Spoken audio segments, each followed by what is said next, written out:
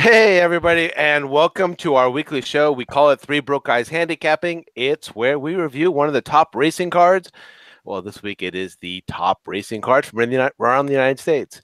We will select a four-race sequence from that track and attempt to come to a consensus on a pick four ticket. Thank you for joining us. Week number 19 of the 2018 racing season, and it's going to find us in the heart of horse country on the first Saturday in May. It's a holy day in racing, and our church or our temple is storied Churchill Downs in Louisville, Kentucky. It's the Kentucky Derby, and the late pick four starts in race number 9 and it ends in race number 12. All stakes in the pick four on Saturday. My name is Rich Sharp, and each week I'll be joined by my friends and racing analysts. First up is our East Coast handicapper. He's coming to us live from his home in Staten Island, New York. Ray Torado, I do believe this is our fourth consecutive Kentucky Derby we are handicapping together. It's been a fun ride, my friend. Yes, it has been. And you know what? One day, let's just head out there. Yeah, I know. Let's try and make the trip. That'd be great. Absolutely. Absolutely. One of the goals on our process map of life is to get the Three Broke Guys together at the Kentucky Derby. And speaking of the Three Broke Guys, our third Broke Guy, he's coming up next, and he is our West Coast handicapper. He is also joining us live from his home. It's in Temecula, California. Joe English, I believe this is going to be our sixth consecutive Derby that we are handicapping together. We're already seeing the prodigy of Orb on the racetrack this racing season. Yeah, and next year we'll see what California Chromes and American Pharaohs and starting to feel old, Rich. Thanks for that. couldn't help but bring it up. All right. Last week was, well, technically last week we took a break. I called it a gap week, but the last time we handicapped together was Charlestown Racing in Charlestown, West Virginia, and we connected on our pick four that day. If you were following along with the Three Broke Guys handicapping, it paid out, I think, approximately $174 for our wager that day. All right, time for a brief weather update from Louisville, Kentucky. Forecast for Saturday calls for cloudy. It's a high of around 75 degrees. They have winds at 5 to 10 miles an hour, and there is, note, a 20% chance of rain. A total of 14 races, 7 stakes on tap for Saturday. For today, we are focused on the pick four, begins in race number 9, concludes in race number 12. Gentlemen, this is the one. The gates are locked and loaded. The outriders are clear, and the starter is ready to pop the gate. It's Kentucky Derby pick four post time. Christmas in May. Christmas in May. Race number 9. Approximate post time is 3:37 p.m. Eastern Time. A mile and a 16th on the turf. It's the American Turf Stakes presented by Ram Trucks. Grade 2 purse is $300,000 for 3-year-olds only. 14 starters, and your morning line favorite starts from post number 3. 3 and 4 pence, trained by Aidan O'Brien and ridden by Ryan Moore. 4-1 on the morning line at Churchill Downs. Folks, Churchill Downs opened in 1875 and held the first Kentucky Derby and the Kentucky Oaks in the same year. Churchill Downs also hosted the renowned Breeders' Cup on 8 occasions, and that was most recently in 2011, but it is scheduled to host the Breeders' Cup again this year. Ray, you're up first tonight. Who do you like in the American Turf Stakes? What could we name this? The Kentucky Grass Derby? Because this is what it is, 3-year-olds. It's supposed to be. Yeah, you're right. The question here is who's going to run with Speed Franco? He's on the inside, and he's got the rail. He's got good speed. And there's not too many horses here. I see a few long shots. 3 outside of him. Tiger's Rule, post 7. Arkwad, post 8. And Dragon Jewel, post 13. They're long shots. They got speed, but I think Speed Franco is going to have a good trip for the rail. But that being said, my top pick is 11, Untamed Domain. He actually ran second in the Breeders' Cup Juvenile behind Mendelssohn. And you see what Mendelssohn did in Dubai, so he's in the Derby and be one of the favorites. He ran third in the Dana Beach behind Speed Franco. Obviously, you couldn't catch him there, but he had a good race coming off the layoff from last year. They tried the Tampa Bay Derby on the dirt. There was a Triple Crown hopeful for him. Failed. He's finished 6th.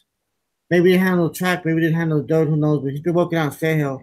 He's back on the turf, and you know, like I said, Kentucky Grass Derby for 3-year-olds, and I believe he's going to be one of the favorites, and I have him on top at 6-1 or 5-1. I'm sorry. I do like number one, Speed Franco. He got speed from the rail. I spoke to him before, and he's 6 races, 2 wins, 3 seconds, second by twice by next. So easily he could be 5 for 6, or 4 for 6.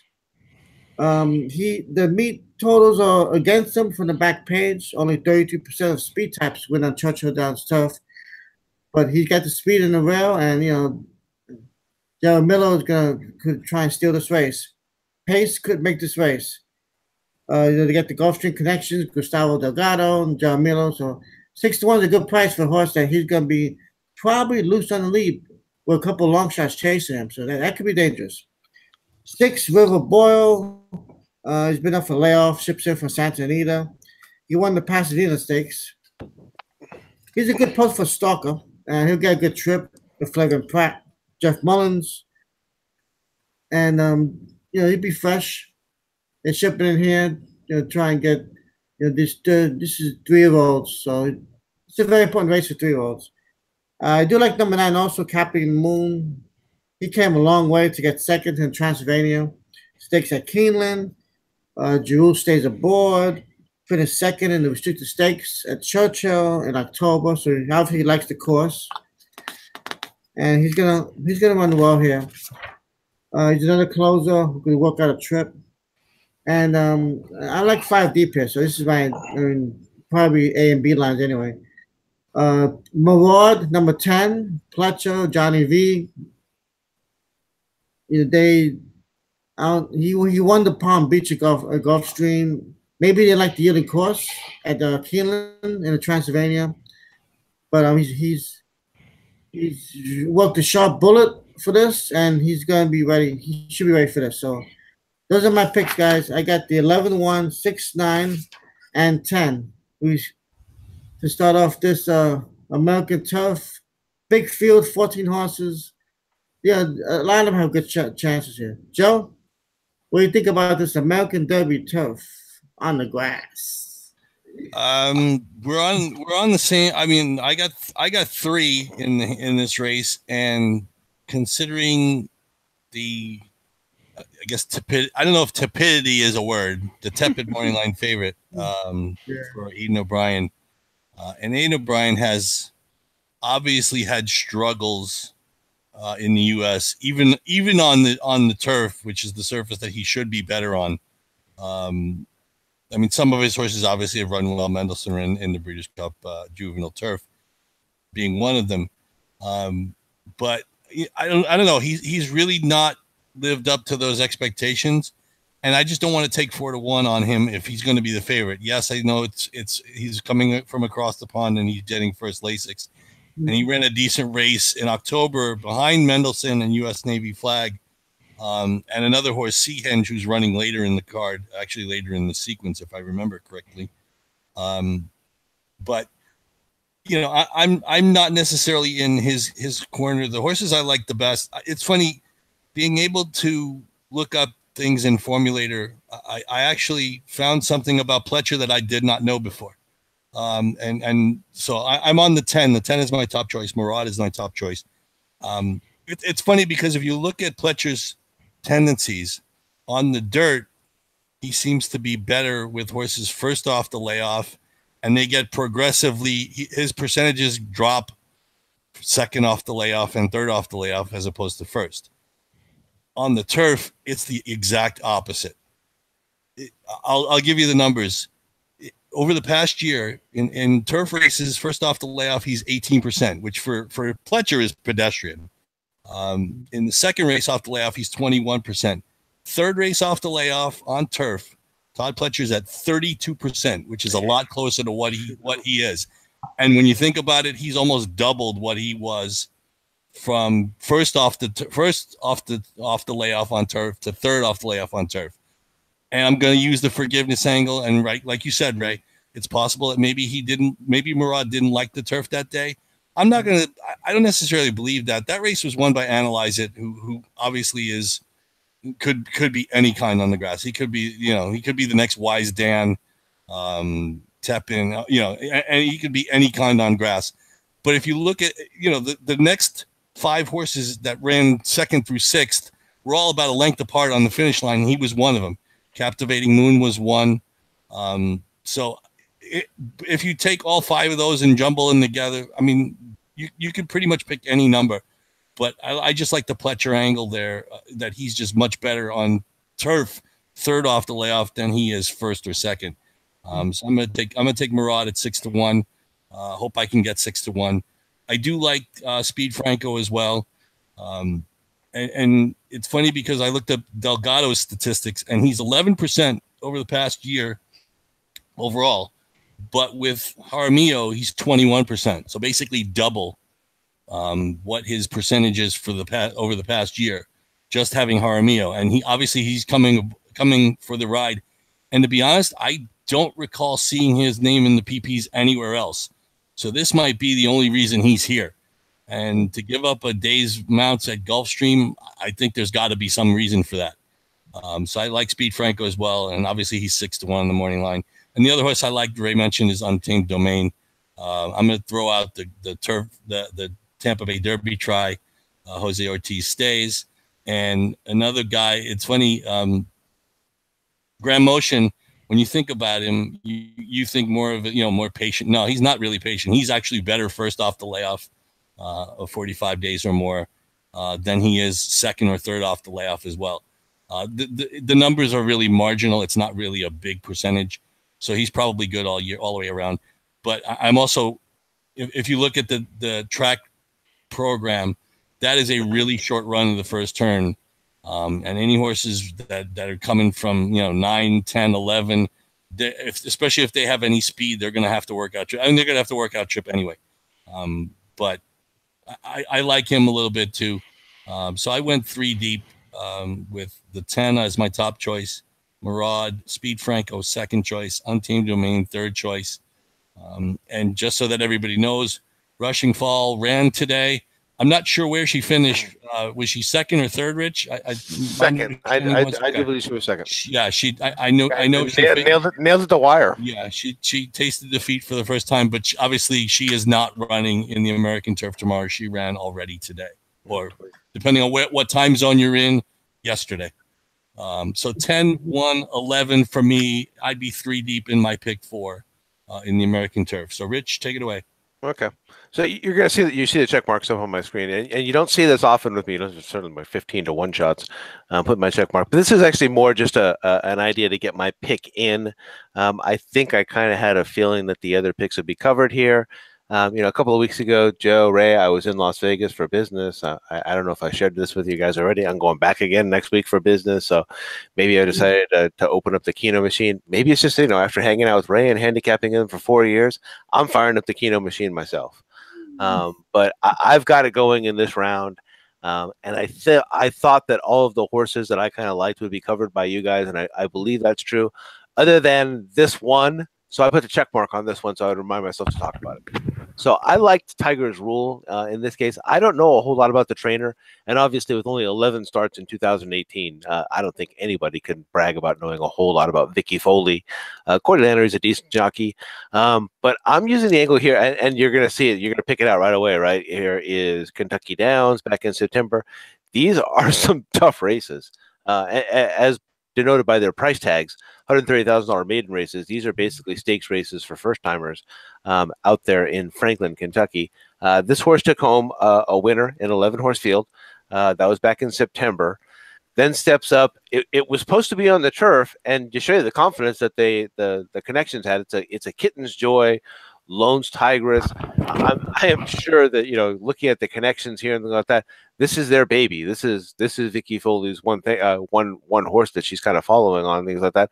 And they stepped it right up to Keeneland to a grade 3 and finished second by a nose to, that's Flameaway, who, if I'm not mistaken, is racing a little bit later on in the card in a little race called Kentucky Derby. And so comes right out of the route race, drops down a little bit down to the fairgrounds, wins that race. And then you see that last race. That's the Transylvania, again, back at Keeneland, Joe will tell you all about Keeneland if I turn the microphone back over to him and how tough those races are. Anything you see being raced at Keeneland, put the X times 2 next to it, because whatever type of race it is, it's twice as hard being raced at that little Beverly Hills racetrack of racing. And here, this colt got steadied, bumped hard. I just drew a line right through that last one, despite the fact that there's a couple that finished ahead of him. And so I ended up here on Tiger's Rule at 15-1 in the opening leg of the pick 4. But just to show you that I don't have a whole lot of confidence. I'm not throwing all my chips in on this pick tomorrow, but I do like it, and I wanted it to be on our pick. I did like Untamed Domain as well. I thought that was a worthy pick. I felt that, if I'm not mistaken, Joe captured all my points on the Todd Pletcher horse. Murad was my turf horse earlier in the year. Again, he was in that same race, that Transylvania Grade 3 race. And you see, there's not all that much that's separating Tiger's Rule and Murad in that particular race. I decided to give them all a pass. I also used Speed Franco. I also used Captivating Moon. And if I'm not mistaken, just to show you that I wasn't going to be prejudiced, I had to use the California horse as well, and that's River Boyne, who's won 3 in a row. So my top pick was the 7, but very close with the 10 and the 11 right afterwards, and then 9-1-6. So Joe went 10-1-11, and just to show you that 3 broke guys are all over the place in this first one, Ray went 11-1-6-9-10. And I will go ahead and come on back to you. That was a doozy. Sounds good. Happy Star Wars Day to everybody out there. May the 4th be with you. And we will go ahead and move along to race number 10. And this is 1 mile on the main track. It is the Pat Day Mile Stakes presented by, let's see if I get this correctly, LG, NE, and KU. It's a Grade 3. The purse is $300,000 for 3-year-olds only. 14 starters, and we have morning line co-favorites.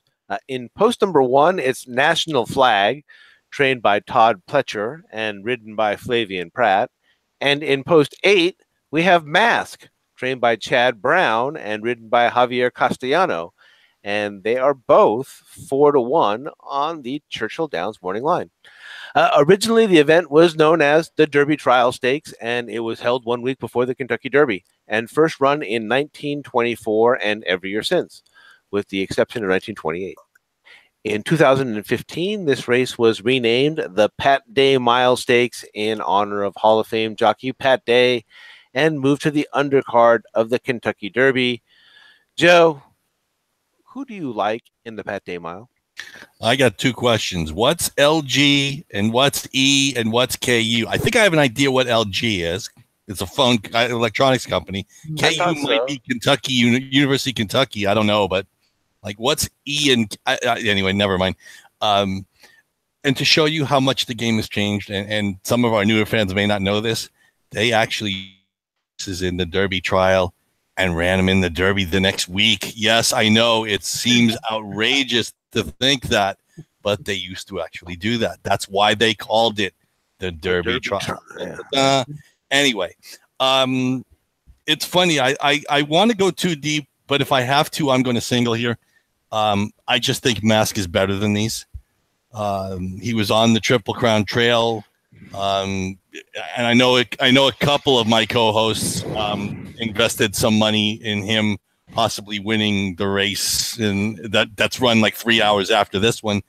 Also on dirt, but going a little bit further and going an extra turn. I just think he's better than these. Chad Brown gave this horse time off, and I'll go back to the layoff thing as I mentioned with Pletcher. Pletcher's horses on dirt seem to get more. His percentage seems to get lower. Chad Brown is better first off the layoff and third off the layoff. 28% for a year, for the past year, first off the layoff. 24% second off the layoff, and 27% third off the layoff. And now none of these are really bad percentages. So you could pretty much bet him first, second, or third off the layoff. But I have a feeling this horse is going to run a huge race tomorrow. I think he's just better than everybody in this race. So I would obviously be allowing myself to go deeper in legs 3 and 4 by singling Mask, Castellano, Chad Brown. I don't really need to talk much more about those connections, but there is one other horse I would consider, and it's the 5-horse Mississippi, because that Florida Derby that he ran, and that was the day that Promises Fulfilled and I can't remember, Strike Power, excuse me, dueled through the first quarter in 21 and change and 45 and change. And Mississippi was the closest one to both of those. And he actually didn't run all that badly. He actually did pretty well to finish third, beaten 11 lengths, obviously, by Audible. But he was at least in the fight early, and he kept up with that pace. And he didn't really necessarily, I mean, I guess when you look at it the way it looks like he tired pretty badly, and maybe he did. I mean, it was his first race in about 6 or 7 weeks, but cutting back to the 1-turn mile, I think the trip actually suits him. He's won at this distance. He broke his maiden at Churchill Downs, going 1 turn with Julian Leparoux up back in November. So he's somewhat familiar with the course. And Mark Casse had a pretty nice almost winner today with Wonder Gadot. I hope I'm not spoiling that for anybody. Wonder Gadot ran second. I won't tell you who won if for whatever reason you don't know and you want to go back and watch the race after. Wonder Gadot ran a great race. So obviously Casse can get him ready for the big days. And Leparoux sticks around. I think he had other options. He could have ridden Madison's Luna for Philip Bauer, but I guess Casse is more his main man. So just like Johnny V would probably stay with a Pletcher horse, Leparoux stayed with Casse.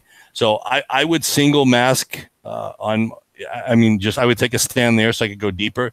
If for whatever reason I wanted to single a horse in a different race or go later in the card and single somebody, I would use Mississippi as well. But those would be the two I'd use. Again, more to me, it's more a situation where I think Mask is just going to run a hole in the wind, and he's probably going to win by open lengths. And if I can get 4-1 on him, that would be lovely.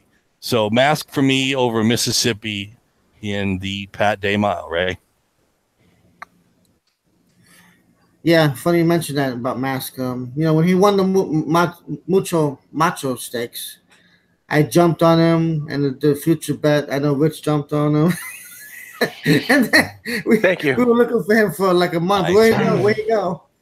He shows up now, you see, but it's a few hours early. So, anyways, that's the better's hard luck.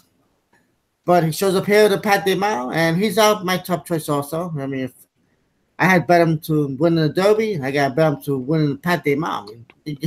Same day, just a few hours less. So, yeah, it's okay. He's 2 for 2. He's done nothing wrong. Castellano, Chad Brown. If he runs a big race here, who knows? I don't think Preakness, but maybe he'll take a shot at Belmont Stakes, or maybe the Peter Pan to get ready for the Travers or whatever. Who knows? But the goal here is the Pat Day Mile, and he should win. He should run well.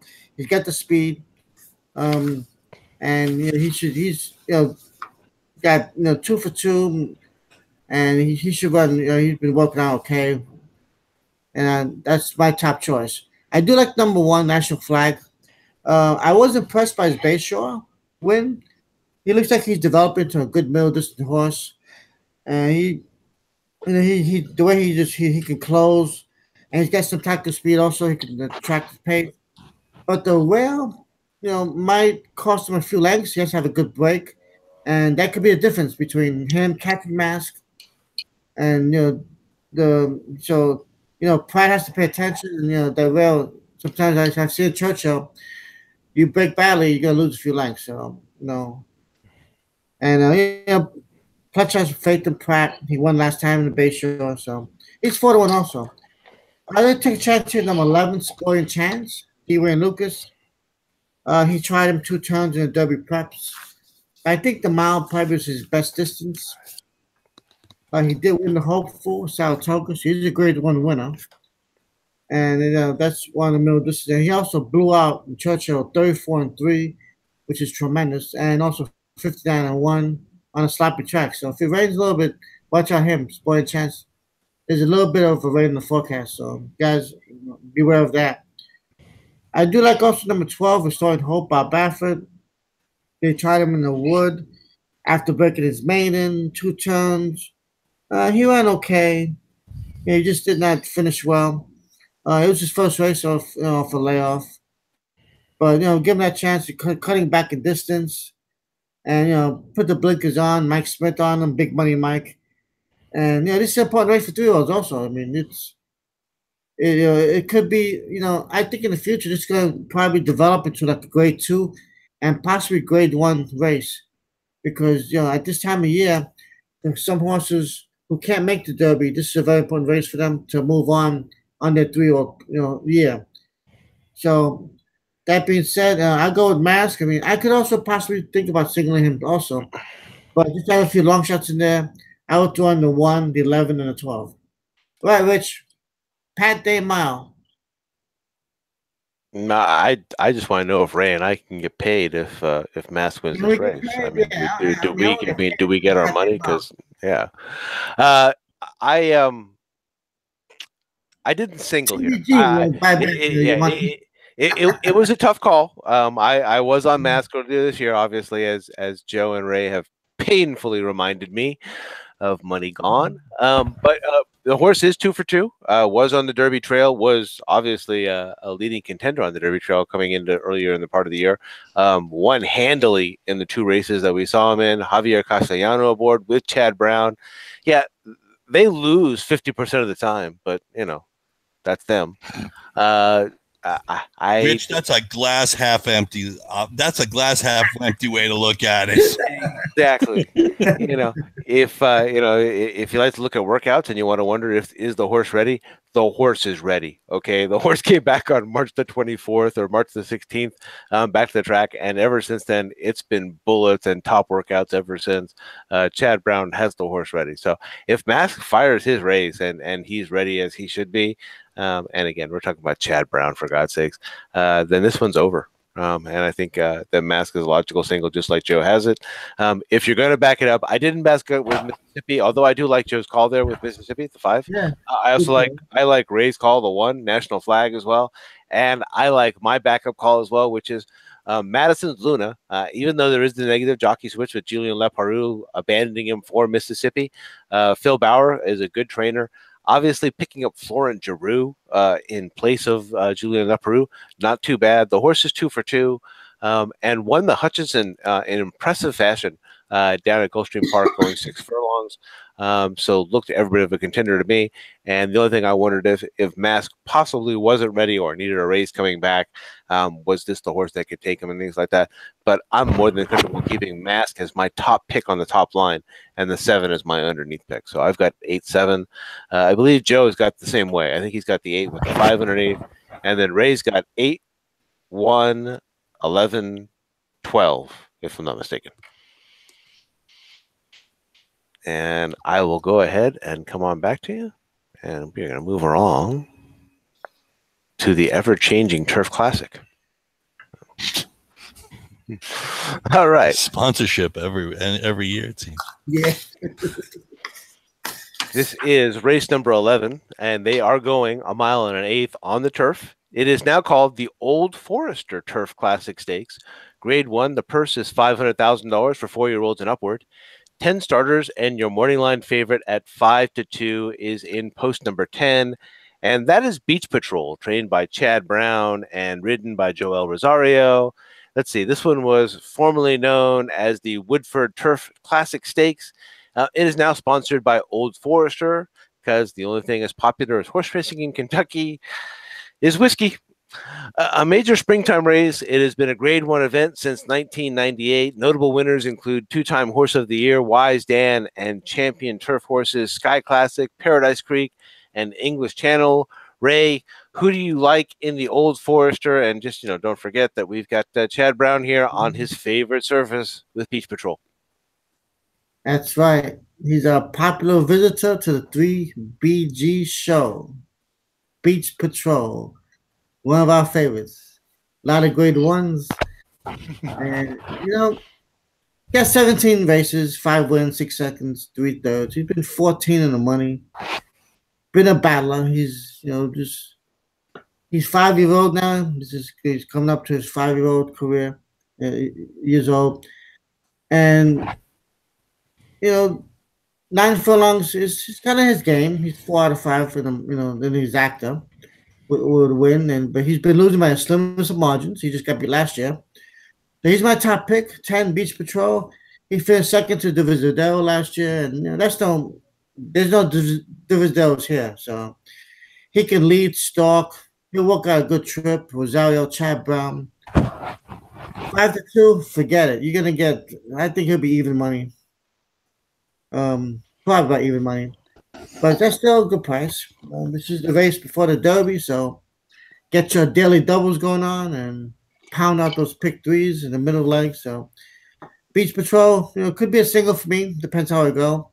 I got a few other horses that we liked that we discussed the other day. Cure Love, number 3, 6-1. And this horse almost caught Heart to Heart after a really pedestrian, slow pace in the Gulfstream turf. And he almost caught him. But, Heart to Heart held on. Great race. Came home fast. Give him a lot of credit for going against the pace green there. Chad Brown's 32% for the year. So another Chad Brown. And the Iowa and the T's together at 39%. And, he ran long in Chile, so this 9 furlongs fits very well for him. He did finish second last year, like I said.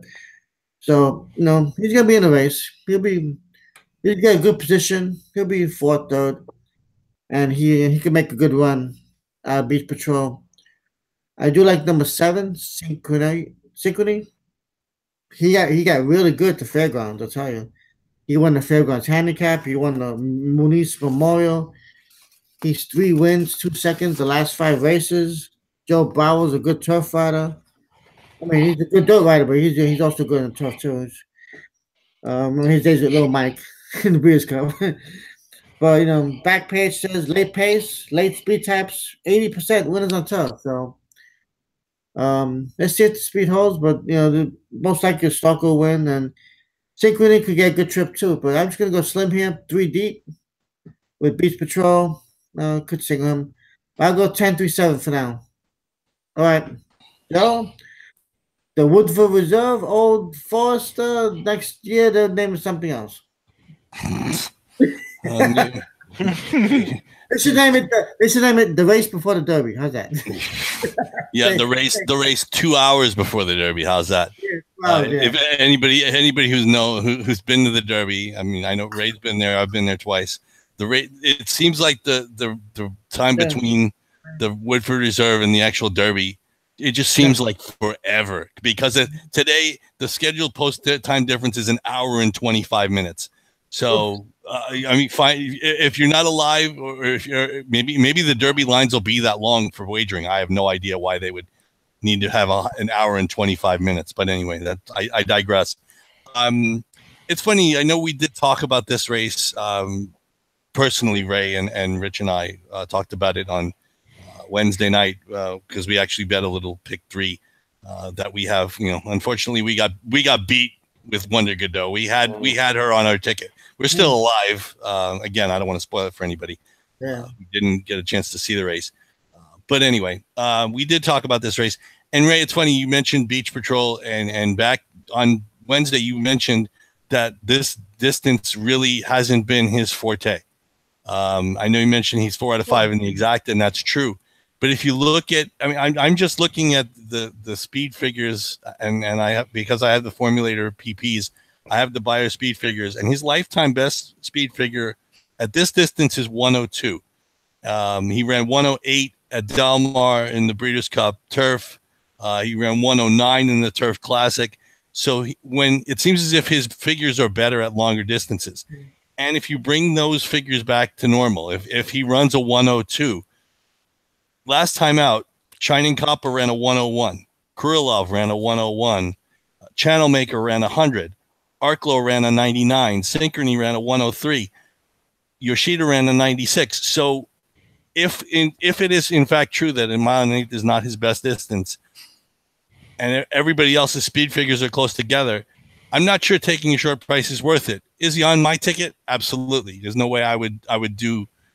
We've been beaten by Chad Brown enough times to know that there's no way I'm leaving him off my ticket. And you mentioned Kurilov, who's also trained by Chad Brown, and it's possible that Chad Brown could easily run 1-2 here. And my guess is there'll be a lot of people in the crowd who have that exacta. So if you think this exacta should pay X number of dollars, my guess is it's going to pay about 20 or 30% less, only because it's Chad Brown to Chad Brown. But I'm going to throw another horse out at you that because I found another angle, and it has base to do with layoffs. And the guy's training like a madman lately, and that's the 6 Arklow for Brad Cox, who is just absolutely he's crushing it in the Midwest. And again, this is his 3rd race off the layoff. I'm going to give you his statistics for percentage wins over the last year. First off the layoff, overall, he's at 27%. Second, 29%. Third off the layoff, 32%. But here's where it gets interesting. Turf only. First race off the layoff, 25%. No, okay, not as good. Second race off the layoff, 32%. Third race off the layoff, 38%. I mean, that's mind blowing. I mean, nobody wins at. I mean, that's almost 40% we're talking. And look at the connection with Florent Geroux, 42% out of 45 starts. So, like Rich likes to say, and it's true, this is not a small sample size. His horses are running lights out, and he won the American Turf over this track last year. If I'm going to get 12-1 on a horse that could be ready to run his absolute best race, and maybe you catch Beach Patrol at his less than optimal distance, I think I'm going to take a shot with the 12-1 with Arklow. Again, he was a surprise winner at this track last year. He even beat Good Samaritan and Big Score at 15-1, and everybody's like, "Who the heck is that?"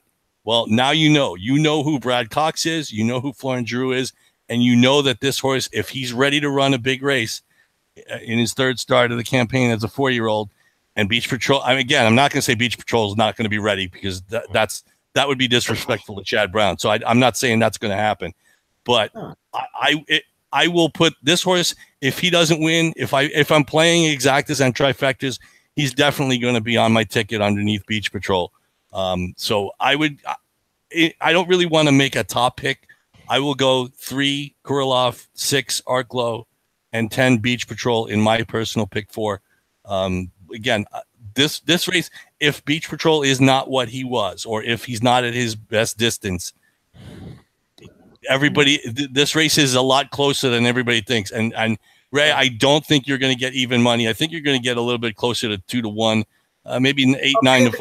The only reason I say that is because there are people from Ireland who are coming, and they are going to bet Deauville big, because they bet Aidan O'Brien huge in pretty much any spot that he's in. So I'm guessing Deauville is going to take a lot of money. And to be honest, it won't shock me if Deauville's the favorite. Yeah. Write it down. It will not shock me if he's the favorite. He did draw better than Beach Patrol. There's no question about that. I just don't think the horse has a lot of heart, which is why I wouldn't use him on a pick 3 or any ticket for that matter. So if he wins, I'm not going to be alive in any multi-race sequence up to the Derby. Yeah. It just is what it is. I don't think the horse has a lot of heart. He should have beat Beach Patrol last year, and he didn't do it. I don't think he's going. And again, maybe today is the day he could beat Beach Patrol, but I'm not going to take him at a low number on this day, especially since Aidan O'Brien hasn't really fired a lot of big shots on Kentucky Derby Day. Breeders' Cup Day, different story. But again, 3, 6, 10 for me in the it's Old Forester Turf Classic. I wanted to make sure I got the name right. Rich, over to you. Yeah, next year Jack Daniels Turf Classic, right? Wait, do they make Jack Daniels in Kentucky, or isn't it like Jim Beam? That's Tennessee. Excuse me. It's more like Jim Beam, I think, is the Kentucky play. Well, never mind. Whatever. I don't know. I don't drink bourbon anyway. So Fireball. Now you're talking. Fireball. as Ray mentioned, I've got a bit of a soft spot for Beach Patrol. If you go all the way, we started this show back in late February of 2015 was the very first episode of Three Broke Guys Handicapping. You can see it all the way back there on YouTube, and Beach Patrol was on that episode. He was not racing in stakes races. He was not even racing for Chad Brown at the point in time, and he's hung around with us on the entire time since he was a 2-year-old back then, all the way through his 5-year-old season now. So hard not to have a soft spot, especially for a horse who's been so solid. You see there, almost always in the money. And I felt that this was another solid spot for Chad Brown coming off the layoff. I don't have any problem with Chad Brown 30% off the layoff with Joel Rosario. Not only are they 38% together, but Joel Rosario has been particularly hot of late. And so the combination to me seemed like it was screaming for a victory. Joe mentioned to you the speed figures seem to indicate that Beach Patrol has a speed advantage over this crowd. So I do have Beach Patrol as my top pick here in this race. I did use Kurolov for the exact same reason that you heard Ray Torado mention, which is in that race with Heart to Heart. There was nobody who was going to catch Heart to Heart that day. It seemed, at least to me, the fractions were particularly slow for a race involving Heart to Heart, who is a quick horse. And yet there was Kurolov closing down the distance and nearly caught him there at the end. And so I felt, based on that particular race alone, also the fact that he's trained by Chad Brown, has Arad Ortiz, they hit 39% together. I thought Chad Brown's got this race one way or the other. And so I went with Kurolov. I've got the 10 and the 3 as my top pick.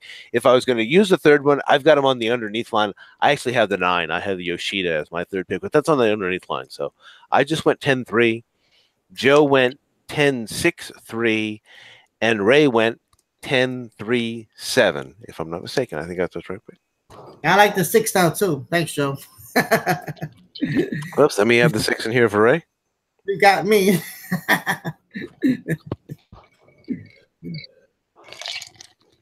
All right, and let me come on back, and we'll move along to the big one. The reason we're all here tonight, the reason we're all here every single year, the reason the Three Broke Guys Handicapping actually exists, and let's take us along to race number 12, and this is going 1.25 miles on the main track. It is the Kentucky Derby, presented by Woodford Reserve, Grade 1. Purse is $2 million for 3-year-olds only. There are 20 starters, and your morning line favorite starts from post number 7. That is Justify, trained by Bob Baffert and ridden by Mike Smith. They are 3-1 currently on the Churchill Downs morning line. All right. The Kentucky Derby's long history began in 1872. That is when Meriwether Lewis Clark, who is the grandson of William Clark, and that is of the famed pair, Lewis and Clark, traveled to Europe. And while there, he attended the Epsom Derby in England.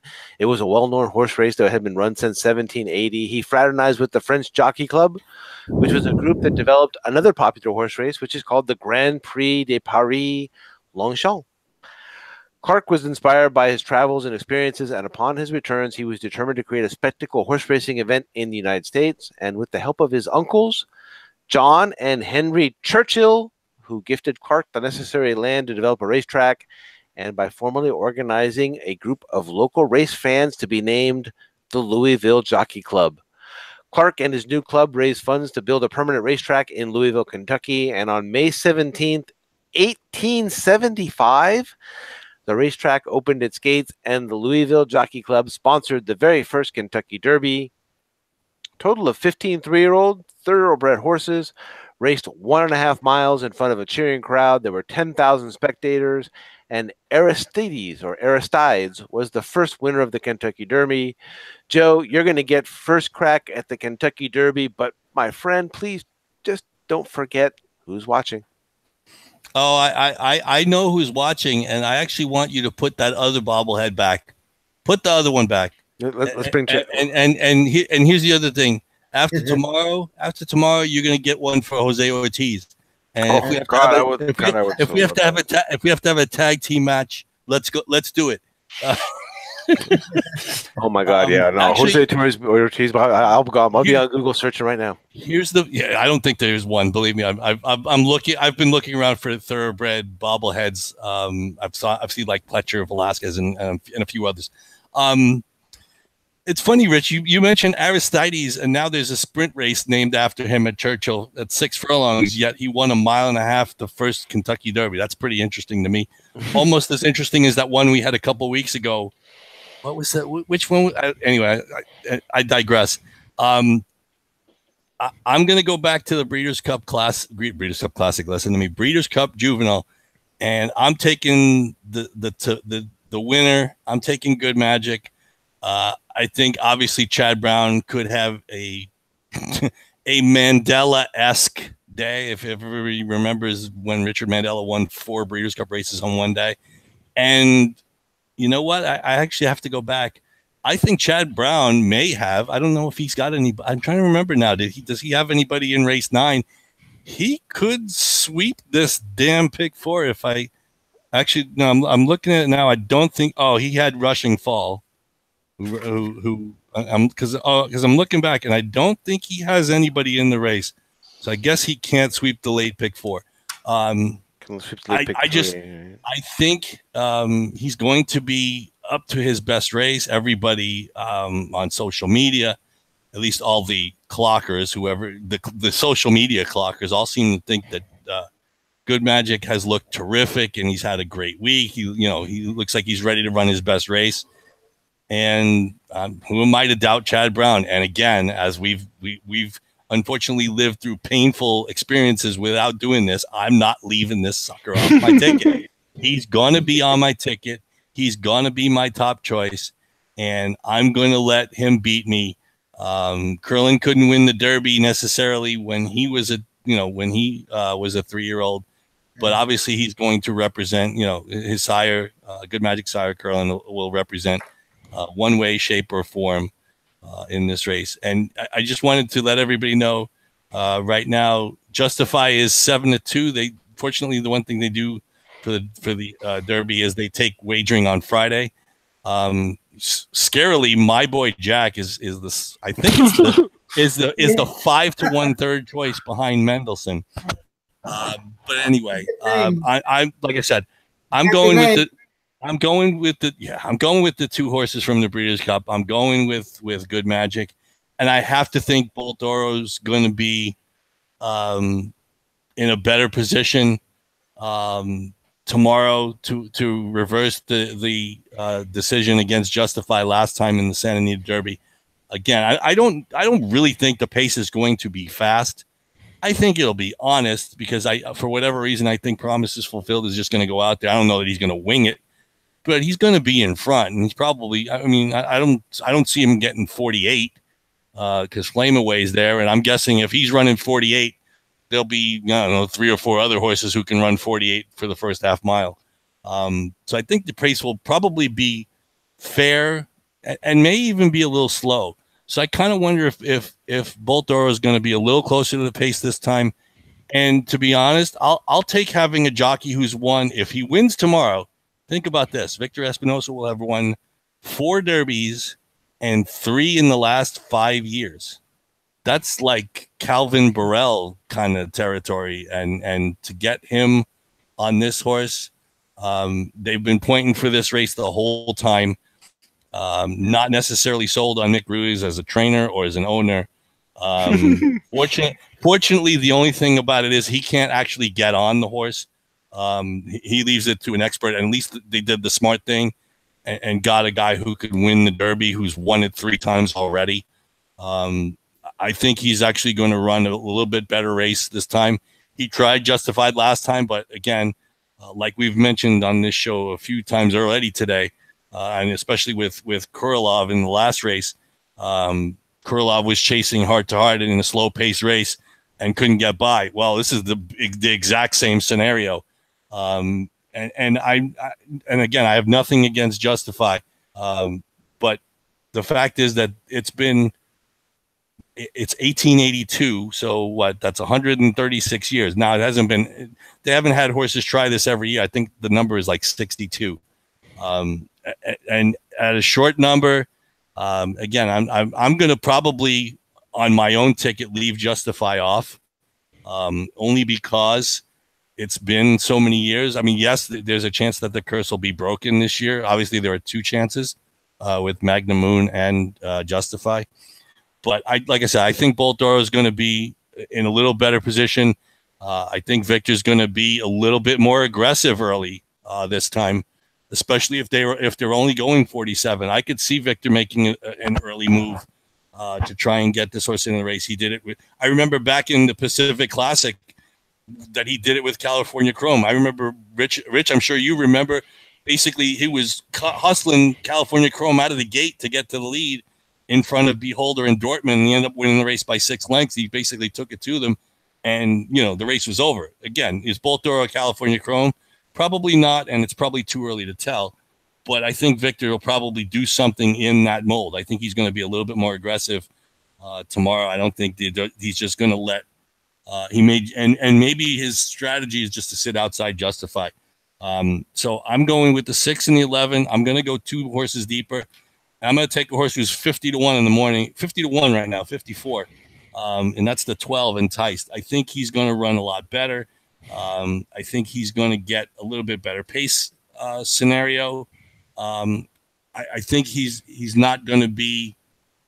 I'm trying to figure what's the best word to say. I think he's going to be a little bit more involved early. I don't think the pace is going to be all that fast, but I think he's going to take a chance. I think he's going to be able to close into whatever pace is there. He's got enough. What's the word? Bottom. I think he'll be okay at 1.25 miles. Medaglia d'Oro out of a Mineshaft mare, and he's 1 for 1. He's 1 over the track. So I'm going to take him at long odds.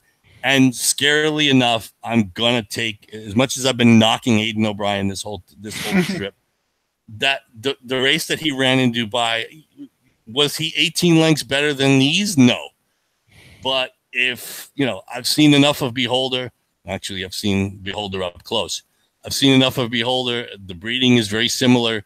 And I think if anybody, he's going to have a ridiculously good shot. I just hope that Ryan Moore doesn't, for the lack of a better term, screw it up.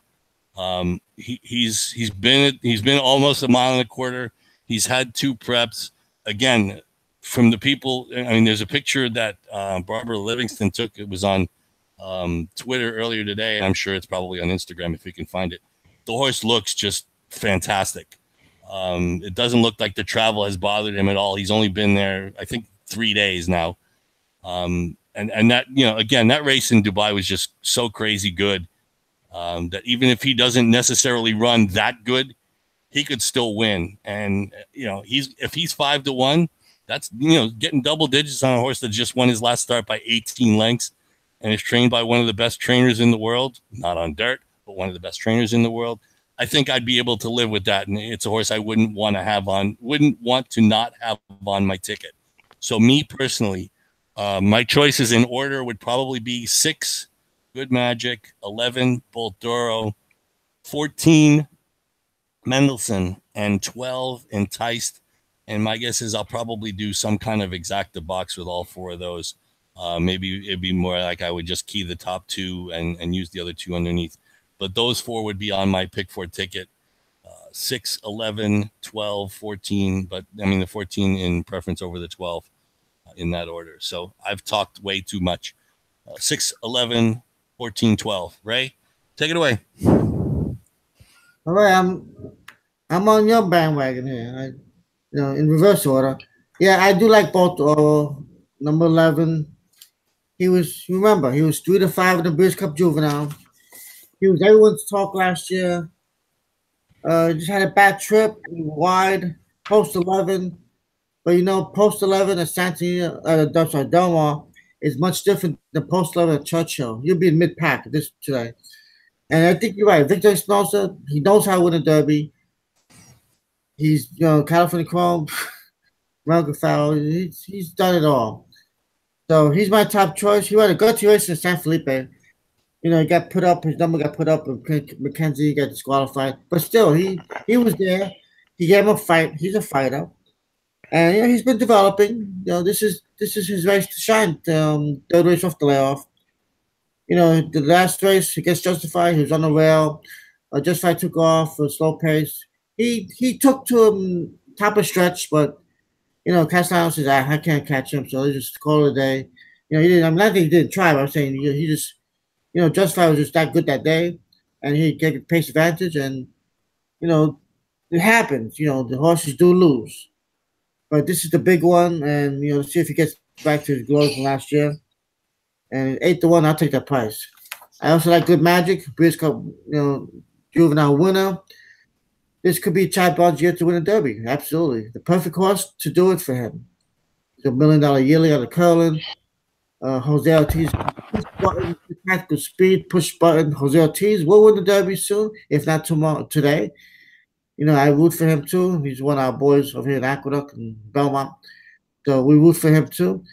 Good Magic showed me some life in the bluegrass, and he can win this. I missed him on Beers Cup Day, but not tomorrow. I won't miss him. He'll be on my team.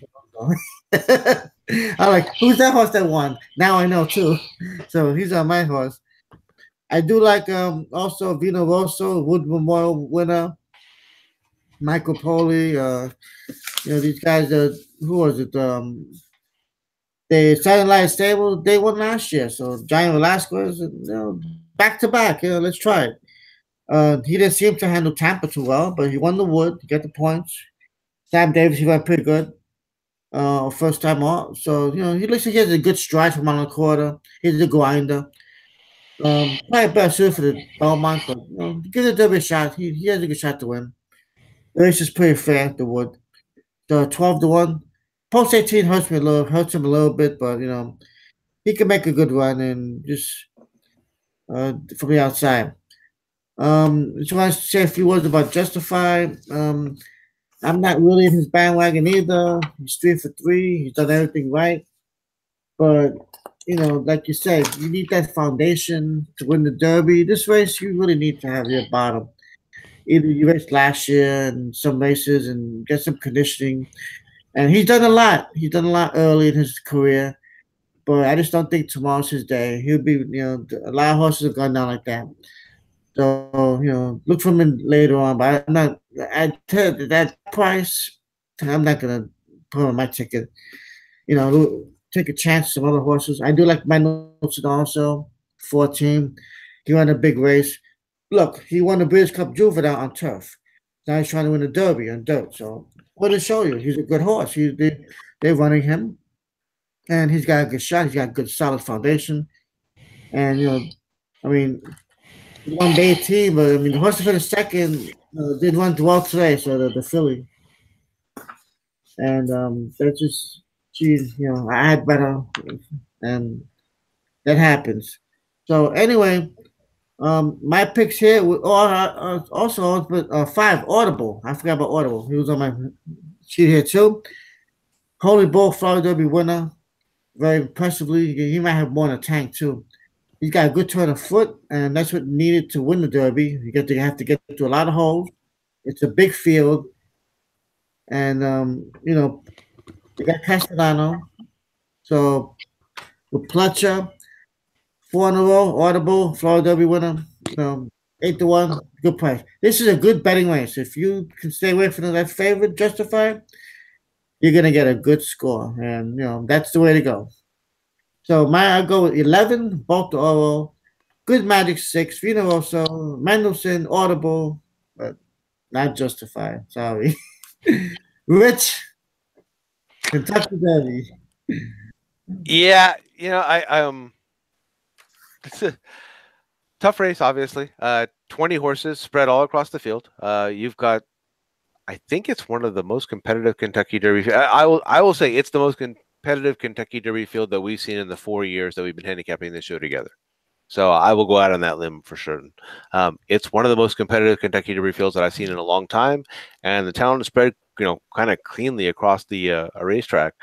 Oddly enough, the 3 horses that I like are right next to each other in the starting gate down there in the middle.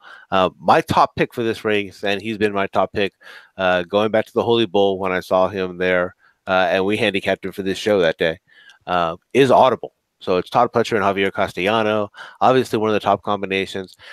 The small concern being that John Velasquez did opt for another Todd Pletcher horse, so another horse in the same barn.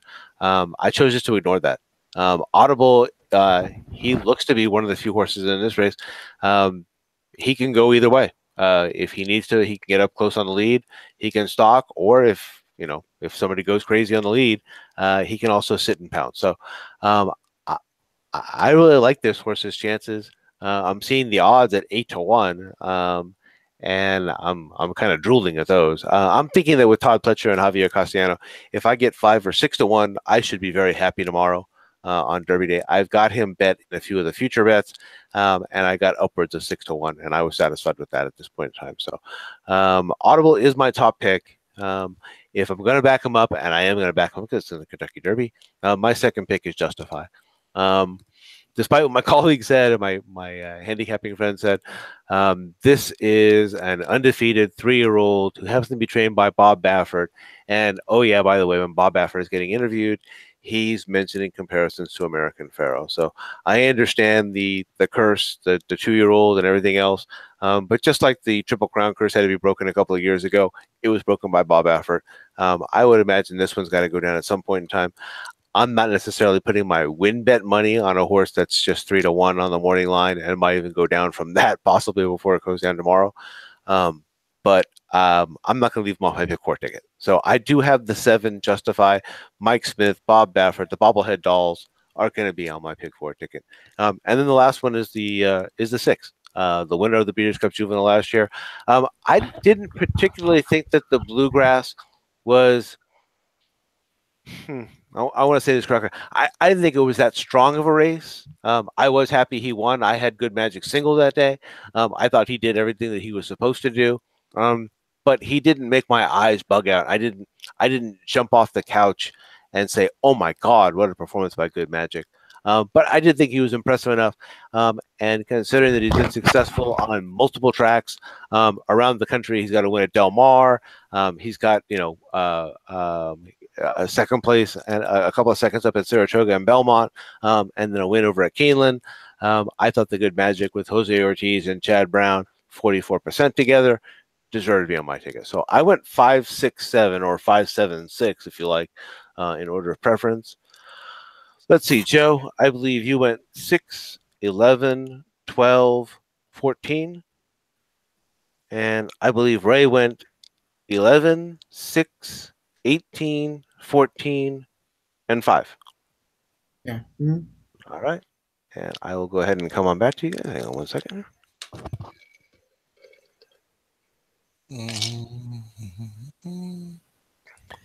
Okay, while Rich is getting our pick four ticket ready, if everybody, while he's doing that, I can go and give you the odds, the current odds. Justify 7-2. Mendelssohn and My Boy Jack, that's pretty amazing, is both 5-1. Magnum Moon and Audible are both 6-1. Good Magic is 7-1. Bolt Doro is 9-1. Vino Rosso is 12-1. Huffberg 15-1. He interests me. Yeah, me too. Solomini at 20-1. No problem. 24-1 is wait a minute. Entice? It says Entice is 24-1. Maybe these odds aren't necessarily right, but either that or maybe they are, and I just missed an update. Free Drop Billy 30, Flame Away 40. Friends, now these, I think some of these are. I'm wondering if I got these from the wrong source. Let me go back and find. Because I know I had them from. Actually, you know what? Maybe I have them on my actual computer. I thought Calendar. Oh, wait a minute. Racing and wagering. Live odds. I mean, I think the Justify number is 7. That Justify, I believe, is 7-2. Okay, according to Twin Spires. There you go. They should have it. They should have the most up-to-date info. Yeah, Friends of Fire 65. Free Drop Bully 42. Promises Fulfilled 41.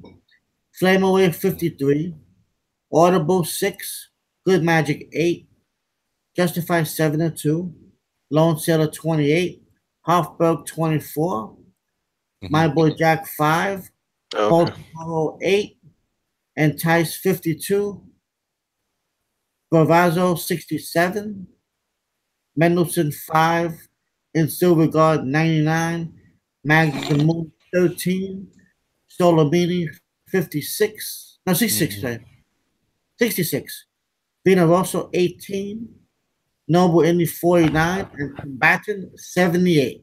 Can you imagine getting Bob Baffert at 66 to 1? 66 to 1. Solomini. 66 to 1. I think he could get him on a quarter in a trailer. In a trailer, okay? 66. But what's amazing is Promises Fulfilled is 42, and Flame Away, who I think is a much better horse, is 54.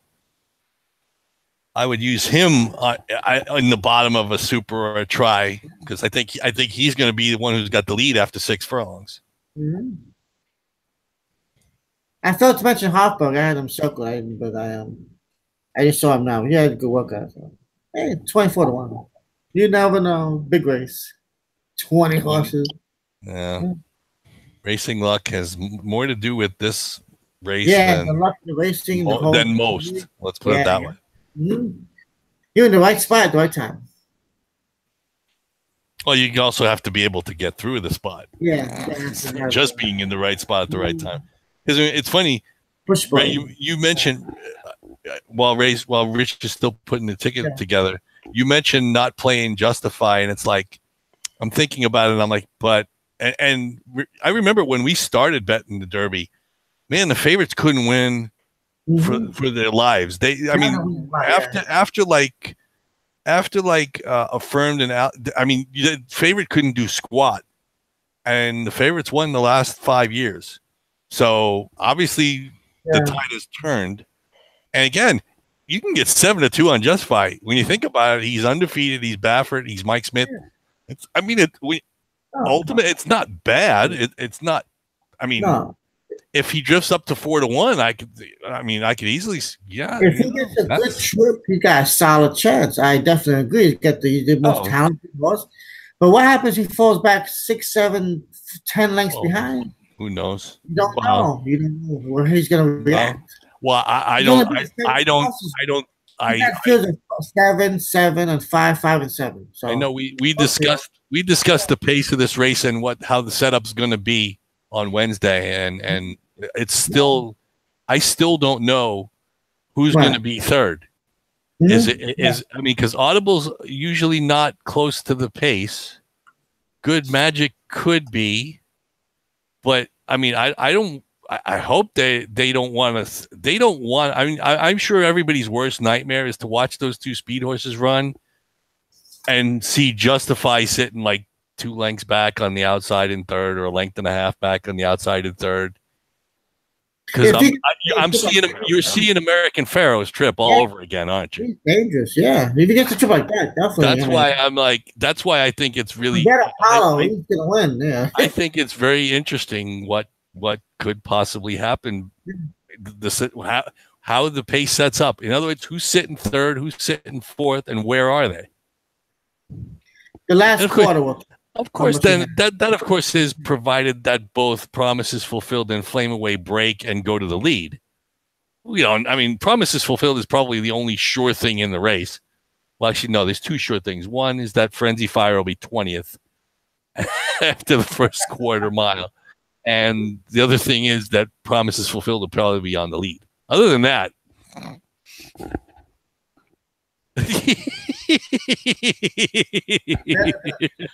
yeah, you see my dilemma here, right? Cash advance, please. Yeah, it's like computer code. I'm sorry, that's funny. So we're what, 8 by 9 by something like that. It's something ugly. 10 to the 12th power. Huh? Precisely the 11 to 10. Get an abacus. Get an abacus. Me and See, Ray both. Ray, now I know why I needed to learn algebra. Yeah, algebra. Ninth grade. Oh, shit. Yeah.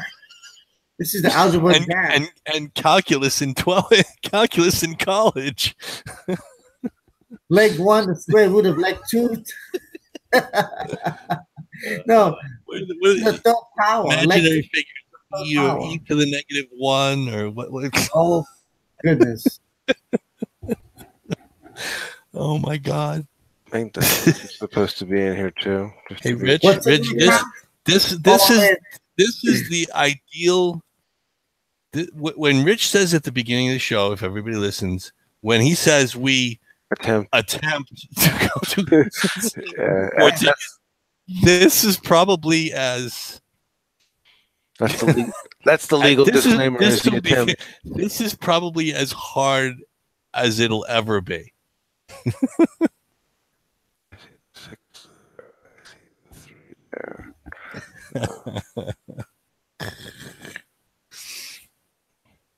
Oh my God. The word consensus has been used. Oh my God. This is the limit of consensus. Oh my God. Wait, we have a single. Hold on. Oh God. Well, if we're gonna go deep in every other leg, we're gonna have to. We have a single. Hold on. If we're gonna go deep in every other leg, we have no choice. Yeah, exactly. Unless you got some more funds to put in into the account. See, the other thing about it is if chances are, we've got 3 horses tomorrow in the turf, so as long as one of those 3 win, we'll still be alive to the Derby regardless.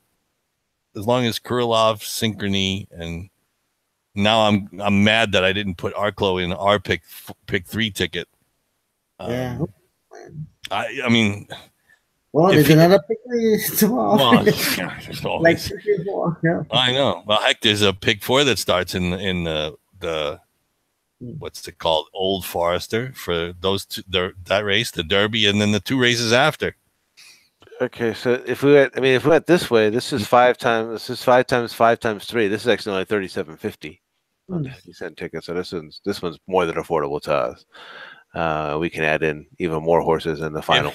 Okay, and if we went one more in leg 2, yeah, it would be 75. 75, yeah. But see, the problem is there's no real consensus on the second horse in that leg. That was why I left him out. Right. Like I couldn't find. There was no 5, 7. I have no problem with this ticket if we played that. And leaving it alone. Well, I have no problem with this ticket. Like I said, I probably would be. I'll probably be singling Mask anyway. Unless for some unknown reason. Let me just say now, please, Chad, don't scratch Mask tomorrow. Please don't scratch Mask tomorrow, because that would really throw everything up in the air for us. Please don't scratch him. I'd rather watch him lose. Yeah, scratch him, because then we're gonna have to try and figure out what to do with our ticket. We're gonna fly to El Paso. Yeah, exactly. And actually, Rich may not know that reference, but I think we should put the 9 in leg 1. I was gonna say that's what I'm noticing. I see the 9 down here on my lane. I see the 9 up here on Ray's line. That's captivating moon. That's captivating moon, right? So that would make it 6 by 3. So that would make it 90. 45. 90 combinations. 45. Yeah, that's fine. That's more than reasonable. But Rich, back when, and it was funny, Harvey Pack, was it the first Breeders' Cup, Ray, the first one in '84 at Hollywood Park when he said that, or was that that was when Groovy ran, right? In the Breeders' Cup, or I don't.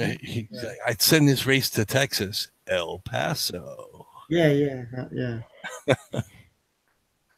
Yeah, that's an old time reference. Speaking of Harvey Pack, God, Saratoga, and I saw a tweet. Del Mar is only 75 days away. Oh shit! Excuse me. So I actually might go down with the 3 rope guys this time. I might be singly masked. I might be going deep in these other races and singly masked. So anyway, there it is, folks. There it is. Our pick 4 is 11-10. 1769 with 8 with 1063 with 1165 14-7, and we'll clean that up a little bit later so you can see all the green. But that's the top line. In like 3 in the pick 3s. In the pick 3, we have the 7 in yeah, we have synchrony in our pick 3. Yes. Okay, all right. But only you were on him in this spot, and like I said, I changed to Arklow. Okay, fine. But I mean, if he wins, I'm not going to argue. I mean, it is what it is. It won't help me my pick 4, but all right, I'm writing the numbers down, Rich. I know we'll be together tomorrow, but so even if for whatever reason I don't, 5, 6, 7, 11, 14. So that's $45. Okay, got it. All right. Well, let me come on back to you guys. And we went a little long today. Yeah, it's Derby week. What can you expect? Right? We were off last week, so we had 2 weeks worth of hyperbole. Absolutely. All right. For those of you watching, if you enjoyed the show, well, we'll be back next week because, well, that's what the 3 broke guys do. We're going to get together and take a look at another exciting card. I don't even know what exciting card that is next week for us, but we'll get back to you during the week. Keep a feed on our Twitter feed. I believe Belmont. I believe if I remember right, Belmont has like a nice stakes packed card next week. Oh, that sounds good to me too. All right, gentlemen, that's all the time we have for tonight. It's always a pleasure to handicap with the 2 of you. Yep, yes, and make sure you wear your derby hat tomorrow. We're wearing our derby hats today. Derby hat. For Joe English and Ray Torado, I'm Rich Sharp. Thank you for watching 3 Broke Guys Handicapping. Good luck and good night. Happy Derby Day. Happy Derby Day, everybody. Happy Derby Day.